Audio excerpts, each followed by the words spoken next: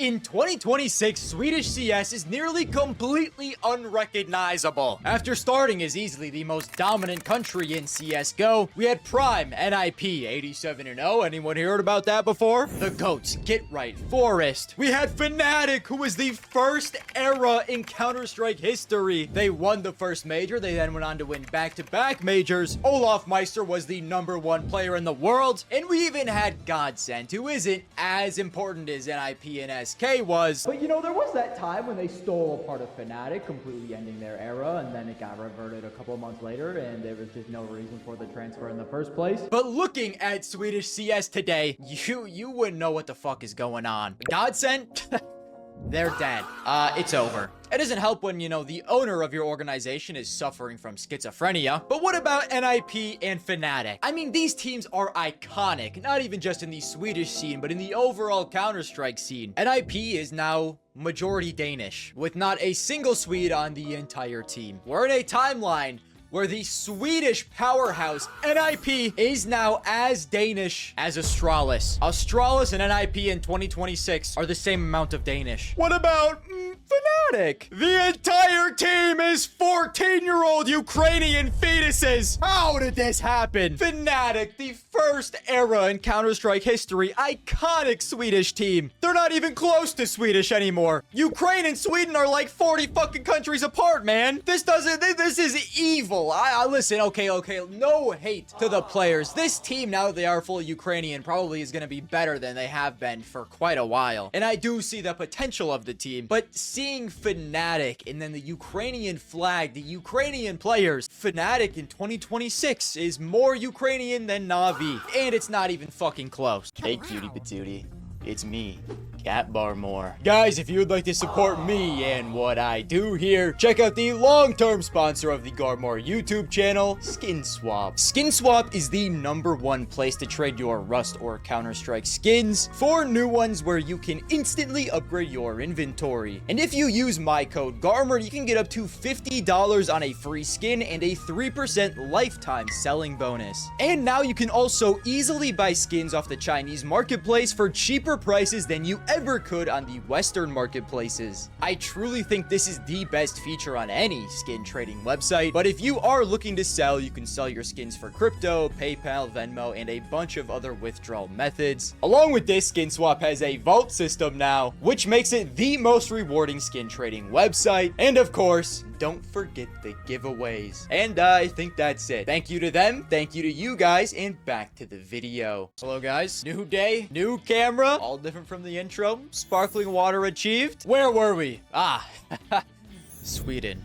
Let's start off with the big boy of Sweden, the first ever major winner in Counter-Strike history, Fnatic. Fnatic's been in the decline for quite a few years at this point, but I would say truly the nail in the coffin for this team is when Passion UA broke out at Shanghai. That was really when this decline started. If you guys remember, at Shanghai, the roster Fnatic had was very, very scuffed. They, of course, had the legend himself, Crims, who had just been the one consistent part of the Fnatic roster for a fucking decade at this point. They had Nox standing in as their upper, Body, who was IGLing, and then Blame F and Maddies, who are really the only two exciting parts of the entire roster. And well, after making it here through the RMR, these fellas went 0-3, and it was really the beginning of the end for Body. He had long overdue been in this team, and so the team was on the market for a new caller. And well, thankfully for Fnatic, there was a man on the up and up, a Ukrainian man named Fear. Passion UA went into this event as a fairly unknown tier 2 team, a fully Ukrainian team with IGL Fear, and then pretty much 4 fetuses and legend in the Counter-Strike scene, Kane, as their coach. And while this team had the incredible feel-good story of making it through the RMRs just barely against Astralis, the players get out there jumping around, hugging each other, screaming. This is literally life-changing money making the major. You know, sticker money is no joke. I think Valve did kind of nerf it, but it's still no joke. And then then in the first stage of this major, they don't look too bad, but just miss out in the next stage, losing to Wildcard in the 2-2 game. But even still, any tier 2 team that makes a pretty decent run at a major is gonna have eyeballs on them, and well, Fnatic had just found their new caller. What they didn't realize is signing Fear was the beginning of the end, because slowly, not right away, immediately they have Burmilov, who is also Ukrainian as their AWPer, but he's kind of just a placeholder for Fear's former teammate Jambo. And so then after Fear and Jambo eventually get on Fnatic, slowly, one player after another, one Ukrainian fetus, two Ukrainian fetus, three Ukrainian fetus, put them all on the Fnatic roster, baby. And so slowly but surely, after Fear was added to this team, it was already set in stone. They were just gonna be Passion UA. Fear just needed the time to slowly allow this to happen. And now listen, I'm not trying to make Fear seem like a bad guy, because to be honest, Ukrainian Fnatic, as fucking weird as it is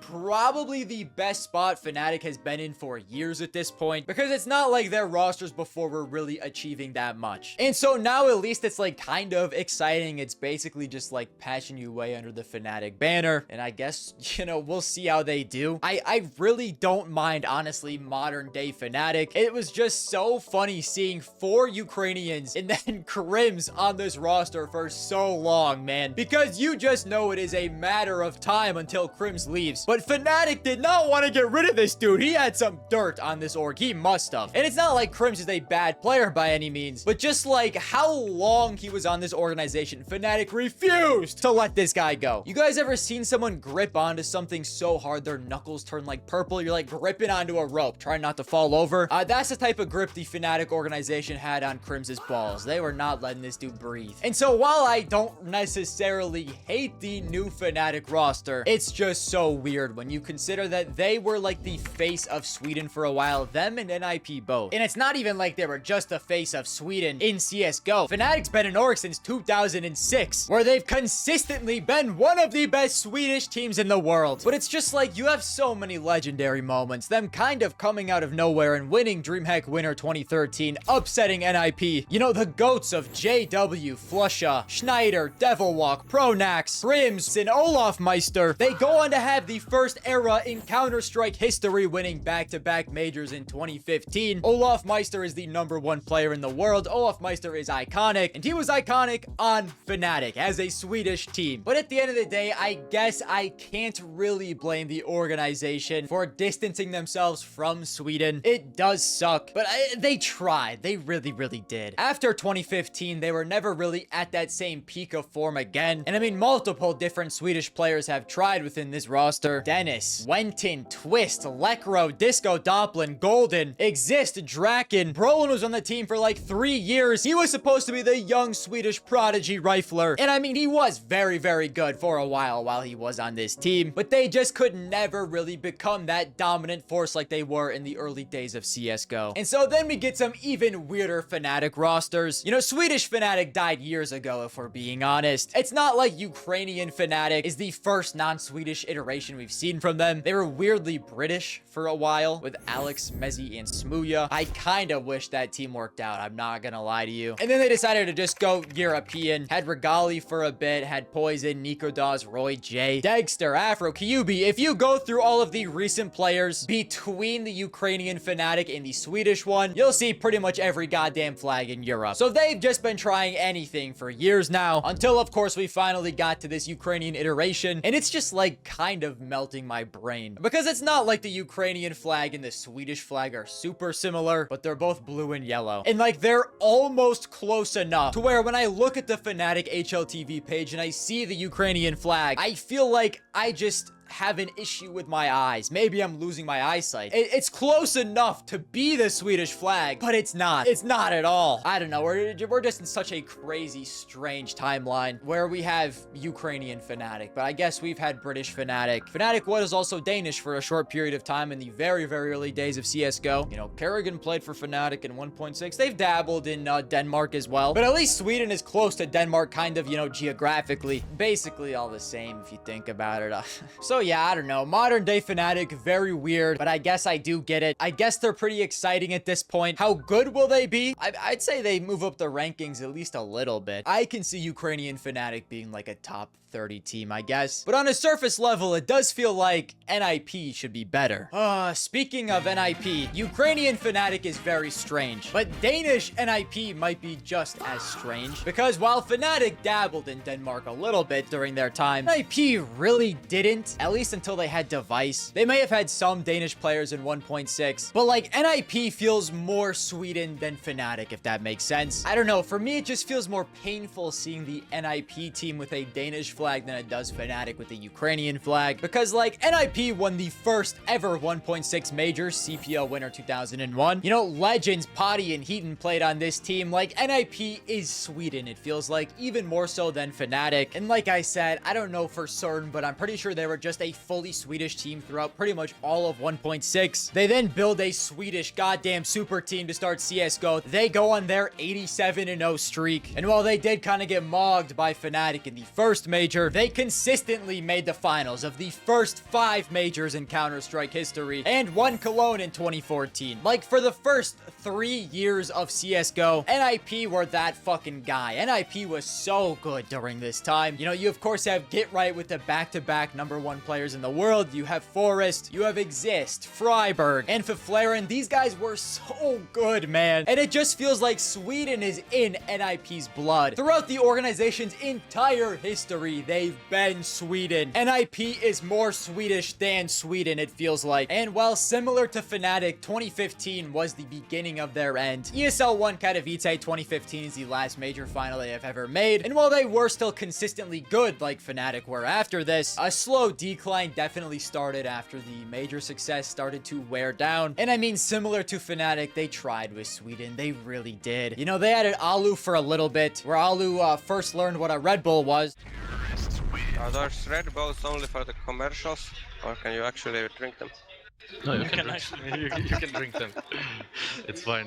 And they've had a lot of players on the roster, a lot of ones similar to what Fnatic tried. Draken, Rez, who was on the team for a millennia, 1827 Oakland MVP, Dennis, Lekro, Plopsky, Twist, Nock, Hampus, ZTR, LNZ, Fuzi, and Brolin. They have tried so many Swedish players, and similar to Fnatic, it just couldn't work. They could never really reach that peak again. They got desperate enough, they tried to add Device, and they were pretty good while he was on the team, but it didn't last super long. And then after a while, they kind of gave up like every team does. It's very hard to be a competitive team nowadays while being national, so they also fell and tried to go international. They had Alexi B, Headtrick, Config, Alex, Blue Phoenix, Wrinkle, and still try to support Sweden a little bit by signing Maxter and Isaac, but that didn't really work out. They then kind of made a pretty decently big splash, picking up the Saw duo of Eras Dose and U-Jerks, IGL Shush, Anchor Snappy, and X Kaspersky. And to be honest, this was an incredibly exciting roster during the time. On paper, it made a lot of sense. And I mean, to be honest, I was hyped for this team, man. X Kaspersky, as we know, is a fucking demon. That was a home run signing by them. Snappy, stocks were down after his Falcon stint, but I thought he deserved another chance. Eras Dose and U-Jerks were the 2 best players from a Saw team that had broken out recently. And Snappy was kind of the leftover piece from Heroic after they got sold to Falcons, and had been a very good anchor for a while. So it just made sense. And as we know, this team didn't really work out and led us to where we are today with the NIP Danish flag. They still have Snappy, Shush, and X Kaspersky from that first initial rebuild, but have since added Stown from Astralis as an AWPer, and currently have an academy stand-in in Nodi.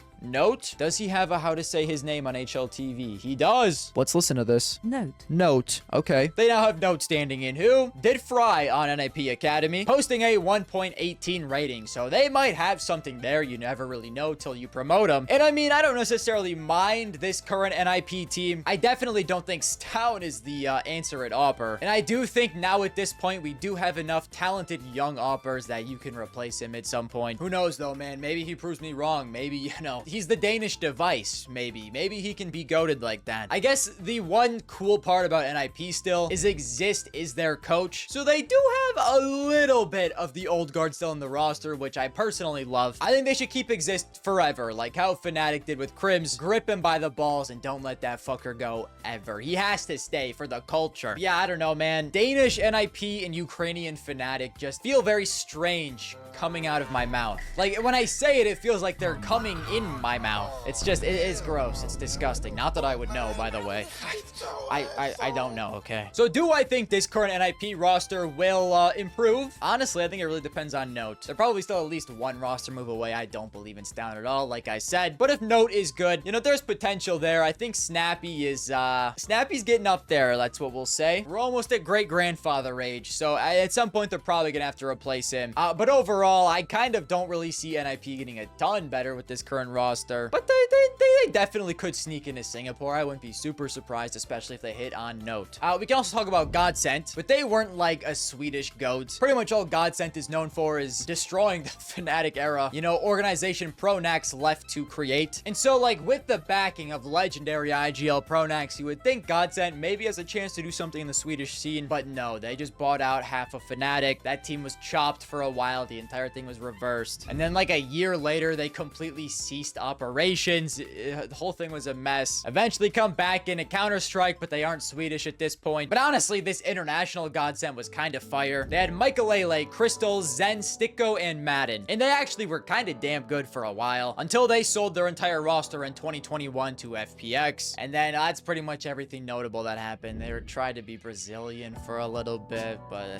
Godsent is kind of just like a fever dream team. We don't gotta go too in depth with them. And so while all of these Swedish legends are no longer Swedish anymore, the flag is still being carried by some interesting rosters. You know, we of course have currently the #1 ranked Swedish team in the world in Alliance. You know, he was on Godsent when they were first created, all the way back in 2016. He was a part of the swap with Fnatic. And so this dude has been around the block. He's been playing for a decade at this point and was involved with some of the biggest teams in all of Sweden. So he's a very, very interesting IGL to have for this team. Era, who is probably the best Swedish opera at this point. Sorry, JW. They got Bobby on the team, who is a little inconsistent, but an exciting prospect. You know, you got Uppies, Avid. Honestly, a very cool team. I did like them more when they had Melo9, because at this point, he's easily the best young prospect from Sweden. And so, you know, best young prospect from Sweden, best Swedish team. They look damn good. It made sense to me, but he's unfortunately stuck in Metasport jail. God, I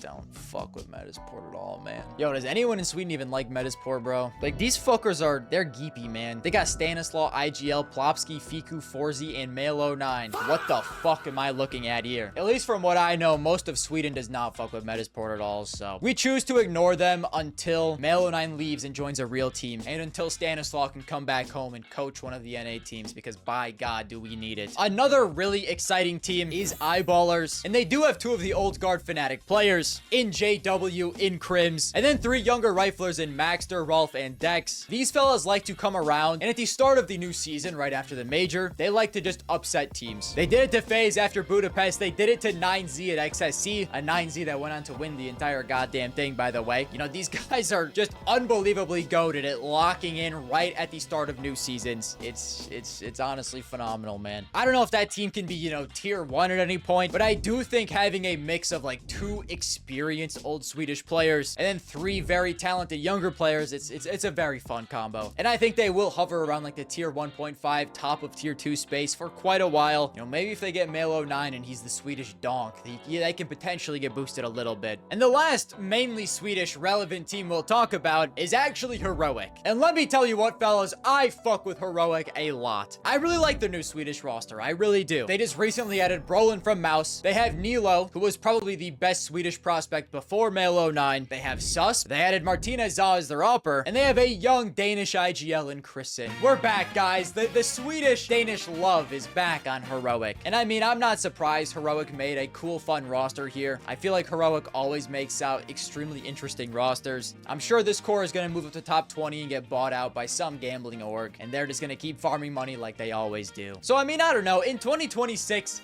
Swedish Counter-Strike is not what it once was. But what I will say is it's not completely dead either. There are still some very exciting teams. And I mean, at this point, it's just very hard to be a national team anymore. So I can't overly blame NIP, Fnatic. You know, shit happens. It is what it is. It's just still so weird to me, the timeline that we are in with these teams. And I mean, you got like some Swedes and some other top teams like Rez and Gamer Legion. If Male09 breaks out and eventually joins an international team, that's, you know, someone else you got. You had Brolin on Mouse. I guess LNZ on MIBR. There's still a lot there with Sweden. So if you guys think Eyeballers will win the Singapore Major Final, leaving a like on the video, subscribing, turn on notifications. And I think that's it for me today, fellas. I will see you guys next time.